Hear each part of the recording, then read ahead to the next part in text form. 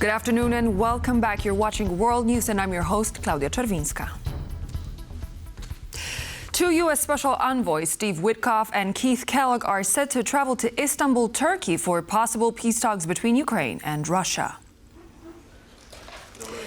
Steve Witkoff is the U.S. Special Envoy for the Middle East and Keith Kellogg is the U.S. Special Envoy for Ukraine and Russia. Undisclosed sources have reported to Reuters that both officials will travel to Istanbul to participate in direct negotiations between Ukrainian President Volodymyr Zelenskyy and his Russian counterpart Vladimir Putin. It was Zelenskyy who invited Putin to participate in direct peace talks. For now, there has been no confirmation whether the Russian leader will actually take part in negotiations. Kellogg has previously met with the Ukrainian president, while Witkoff recently met up with Vladimir Putin.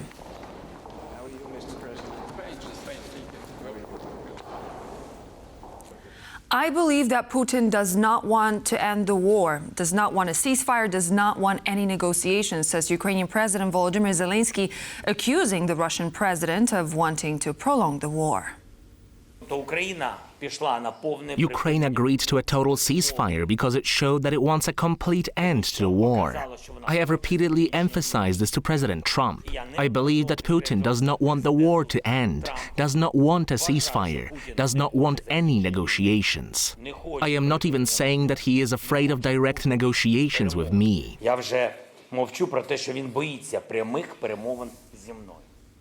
Putin has shown very clearly that he still wants war, said EU High Representative Kaja Kallas when referring to the Russian president's unwillingness to end the ongoing conflict. She went on to emphasize that the EU and the US have to continue putting economic pressure on Russia through stronger sanctions. Kallas believes that this could help bring Putin to the negotiating table and finally lead to the end of the war. Putin has shown very clearly that he still wants war. Putin is a peaceful person, just attacking and killing some civilians.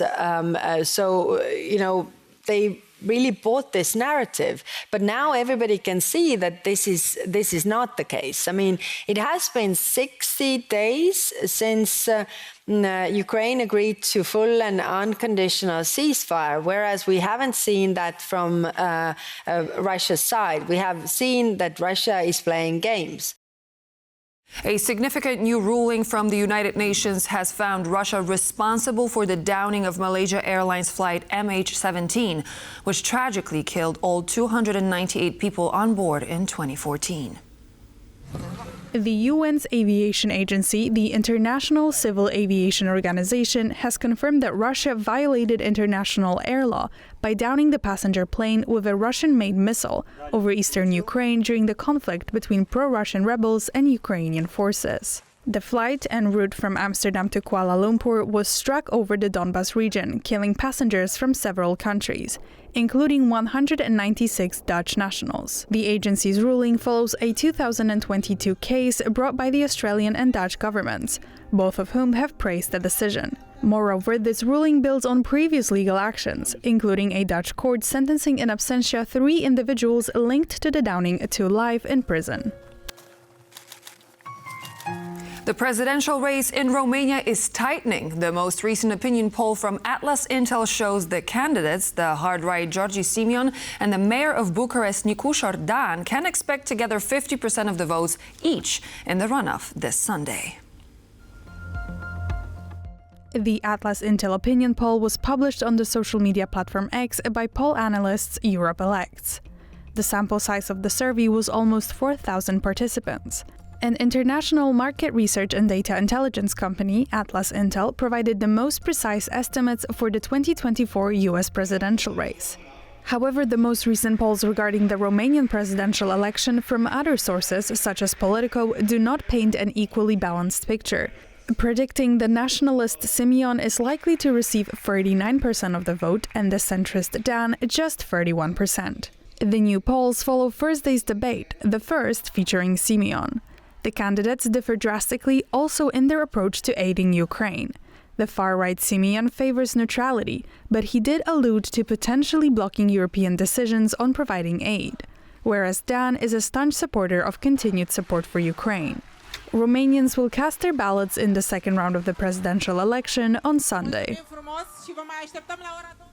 With nearly all ballots counted, incumbent Prime Minister and leader of Albania's Socialist Party, Edi Rama, has secured an unprecedented fourth term in office. What does this mean for the country's future and its path towards the EU? Our correspondent Aisha Baje has this next report from Tirana. The main opposition party, the Democratic Party, which is also leading the coalition of Magnificent Albania, comes in second place with 30% of the vote, and they have built their whole campaign on making Albania great again with more nationalistic point of view, promising higher wages and better living standards for Albanians. But it seems that the Albanian population leaned more towards the promise of EU accession. Now, there were also a couple of criticisms that we have heard based on the observations of International Election Observers Committee that held a press conference. We heard that the elections were well run and competitive, but there was misuse of public resources by the ruling party in their campaigns. There was censorship, self-censorship of the media, but that SPAC, so the Special Prosecutor's Office Against Organized Crime and Corruption, did a good job in preventing electoral crimes. Our team also had the privilege to interview Prime Minister Edi Rama, who is leading also the Socialist Party, which will govern for an unprecedented fourth term. To watch the full interview, please stay tuned on TVP World. I'm Aisha Baje, reporting from Albania, Tirana, for TVP World. The border crossing between Poland and Ukraine at Dorohusk is nearly at a standstill as Polish truck drivers have resumed a protest that was suspended more than a year ago. They say that they will allow only one truck to pass per hour. Among their key demands is the regulation of what they describe as unfair competition from Ukrainian carriers. The protest follows a ruling by the Lublin District Court, which overturned a ban imposed by the mayor of Dorohusk on gatherings of transporters along the road leading to the border. The Ukrainian side has confirmed that truck traffic at the crossing is currently blocked due to the protest. The demonstration stems from the European Union's decision to allow Ukrainian hauling companies to transport goods between Ukraine and the EU in support of agricultural exports and bilateral trade, following the Russian invasion of Ukraine and the blockade of Black Sea ports. However, Ukrainian carriers, unlike their Polish counterparts, are not subject to the costs imposed by EU regulations. Organizing a protest 5 days before an election is no coincidence. It is also no coincidence that the organizer of this protest is a politician. It is also not a coincidence that he is one of the leaders of the Confederation Party and the National Movement. I believe that playing politics at the expense of carriers and Polish entrepreneurs is simply inappropriate and irresponsible, as demanded by the truckers. I have met them many times at the border, and we have had meetings both at the Ministry of Infrastructure and at the Regional Administration Office. They have, however, not submitted demands recently. Therefore, I urge politicians not to cynically and calculatedly exploit any professional group for their own purposes. May 13th marks the start of the Eurovision Song Contest semi-final phase. Singers from 37 countries will compete for a spot in the finals, with Poland's Justyna Steczkowska eyeing the opportunity to enter the top 10 in her second Eurovision performance.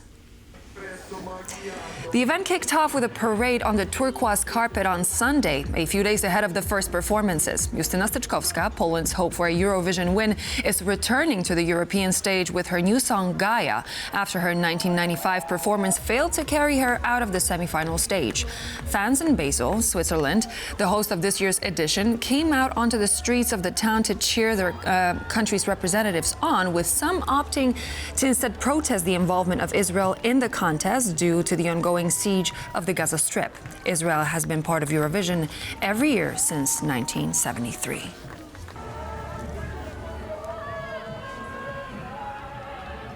And so this marks the end of our news broadcast, but please do stay tuned. We're back in just a moment with more news and features, and we'll see you there.